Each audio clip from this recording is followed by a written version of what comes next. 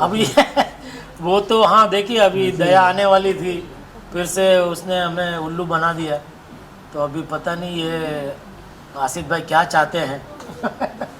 तो बस यही आशा करते हैं कि बहुत जल्दी अभी कुछ सुंदर भाई उल्लू ना बना के कुछ अच्छे दिन भी देखने को मिले जेठालाल को।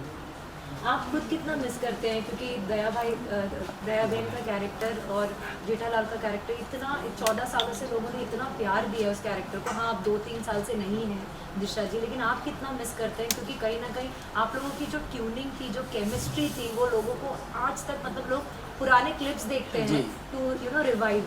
नहीं बिल्कुल, डेफिनेटली, बिकॉज ऑलमोस्ट 10 साल आप कह सकते हैं कि दिशा जी और हम लोगों ने काम किया।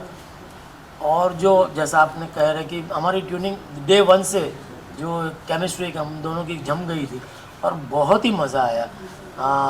ये 10 साल हमने बहुत अच्छे अच्छे सीन्स, आप पुराने मतलब एपिसोड जो थे, बहुत ही मज़ा आता था। ऑफ कोर्स दिशा जी तो नंबर 1 आर्टिस्ट है ही, और स्पेशली कॉमेडी में जो एक अनइनिबिटेड जो अप्रोच होना चाहिए एक एक्टर का, तो आई थिंक फीमेल आर्टिस्ट में बहुत कम ऐसा देखने को मिलता है।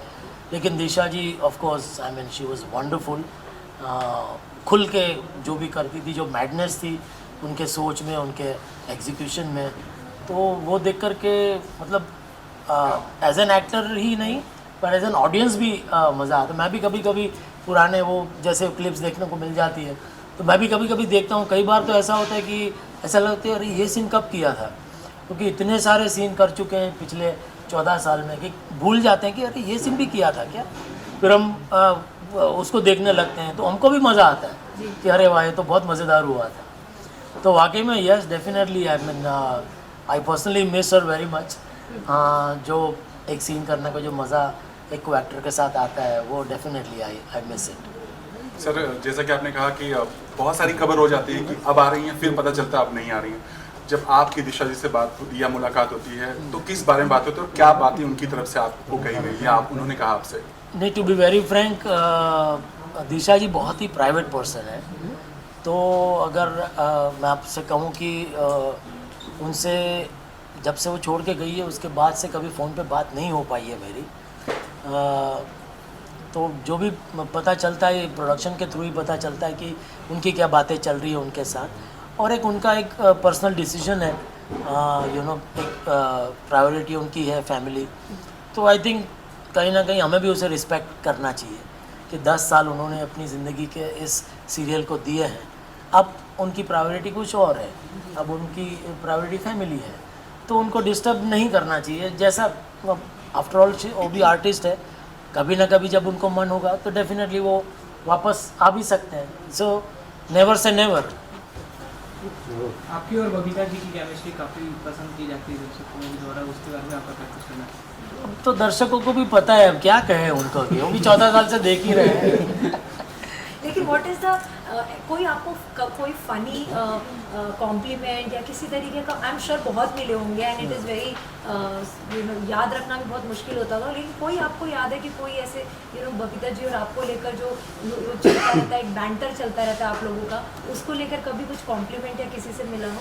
नहीं, कॉम्प्लीमेंट मैं ये समझता हूँ ये बिकॉज मुझे ऐसा लग रहा था, मतलब जब हमने ये शुरू किया तब एक थॉट मेरे दिमाग में एज एन एक्टर बहुत ही क्लियर था कि ये जो रिलेशनशिप उसको एक मात्रा में इसको सीमित रखना ज़रूरी है, बिकॉज बहुत थिन लाइन है।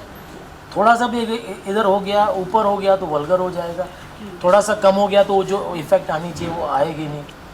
तो एक पायसनेस होनी चाहिए उसमें कि जैसे हर जो पुरुष होता है उसको खूबसूरत औरत अच्छी लगती है देखने की।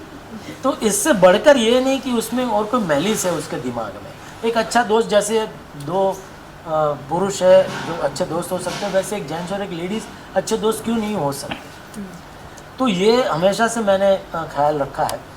और मैं सबसे बड़ा कॉम्प्लीमेंट ये मानूंगा कि मैं कहीं गुजरात में गया था, वहाँ 3-4 दादी माँ की उम्र की औरतें थी, तो वो मतलब उनसे मिलना हुआ, तो उन्होंने मुझे बोला कि अरे आपका और बबीता जी का देख के बहुत मज़ा आता है। तो वो मैं समझता हूँ कि वो अदरवाइज वैसे उनके विचारों में कितने ऑर्थोडॉक्स होते हैं, तो उनको जब ये पसंद आता है दैट मीन्स के we are on the right track.